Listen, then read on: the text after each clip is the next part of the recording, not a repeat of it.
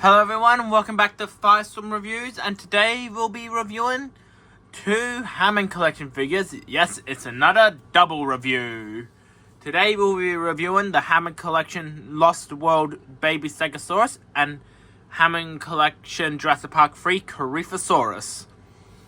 Alright, let's first have a look at their packagings and then we will get onto the main figures. Right.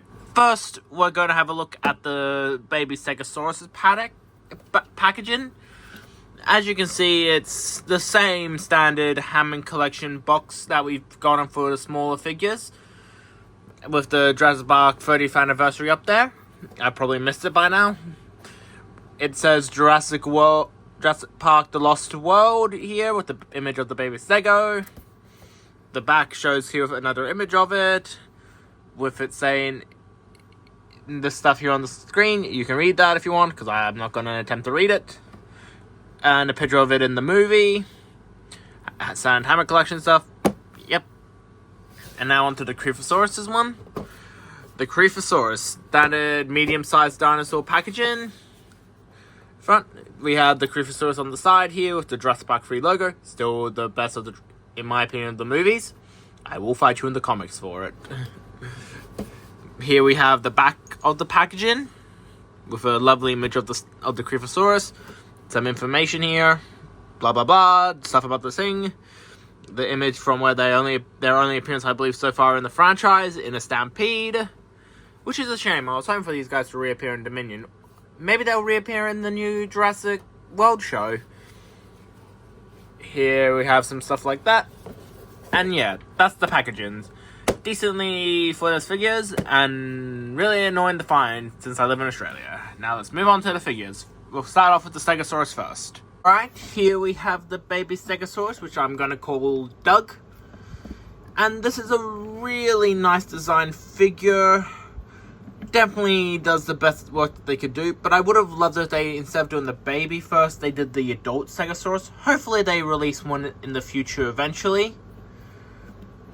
And yeah, he's very nice. The painting is good with the lovely yellow underbelly. Looks very accurate to the movie. His beautiful brown plates. Of course, this issue with all Stegosaurus figures, in my opinion. They have like the brown markings right there in between the gaps of the plate. And a very nice figure. The posability is basically alrightish. It has the standard Hammond collection head posability. Instead of a ball joint this time, it just rotates. Has an opening jaw, standard front legs and posability. No front foot though. Back leg kicks pretty well and does standard Hammond collection dinosaur poses things. And little ball tail and dancing here. So yeah, that's the Baby Stegosaurus' posability and sculpting, in my opinion. A very nice figure. And now let's do some size comparisons for it. Here we have him next to the Ankylosaurus and the Stegosaurus figures. I'm not Stegosaurus, Triceratops figures. Now let's move on to the next dinosaurs. Here he is next to the JP3 and JP1 Velociraptor.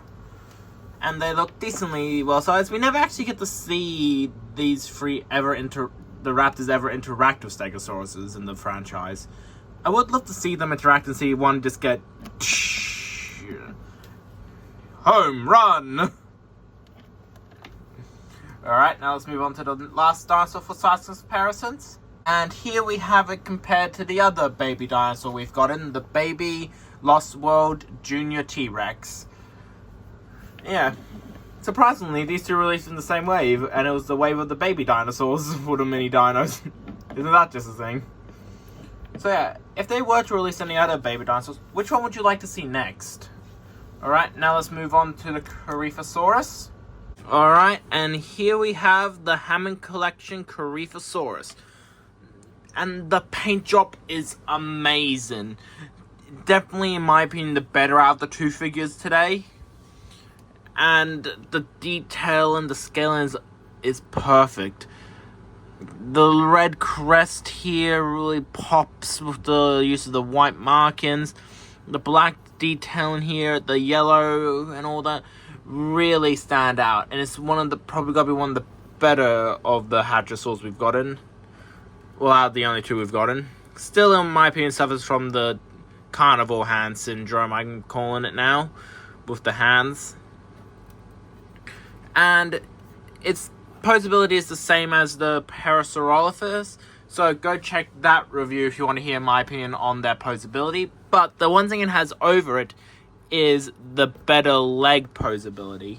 With the feet here, it can actually move its feet. So yeah, that's one thing it has over the Parasaurolophus. And speaking of the para, here the two of them are compared. Now, tell me, out of these two, which one do you think is the better looking out of the dinosaurs? And do you think Corythosaurus should make a return to the franchise like Ceratosaurus and other JP3 exclusives have?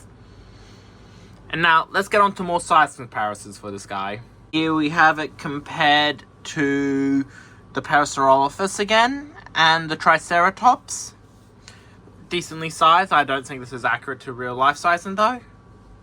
Alright, let's move on to the next ones. Here we have them compared to the male Velociraptor from JP3, the Gallimimus, and the Concavinator. Now let's get the baby Stegosaurus in here. And yeah, that's their sizes to each other. And yeah, they're pretty different sizes. And now let's move on to my final thoughts. So, my final thoughts on the Hammond Collection Corythosaurus and Stegosaurus figures. I gotta say, they're good figures, but they're not figures that I would automatically pick up off the shelf if I saw them. But they do work great in a herd scene like this. So, if you are interested in getting them, I recommend getting them. And I hope that they continue to push the line with Hammond Collection figures, with giving us more sizes, more dinosaurs, and possibly newer molds and all that. I'm all happy for them to reuse figures and improve on them, like the Parasaurolophus here, which in my opinion is probably one of the weaker of the figures. But the Corythosaurus has definitely improved its mold with those feet there. Definitely could use some work, but it's definitely an alright figure. And yeah, those are my final thoughts on the Hammond Collection Parasaurolophus and Baby Stegosaurus. And now I'll give you over to Megatron for the outro. Hello humans who watch Firestorm Reviews, and I'd like to thank you for watching our videos. Please like and subscribe to our videos, because it really helps us, and tell us what you think in the comments below, because it really helps us with getting our work done and learning what we need to change for better work.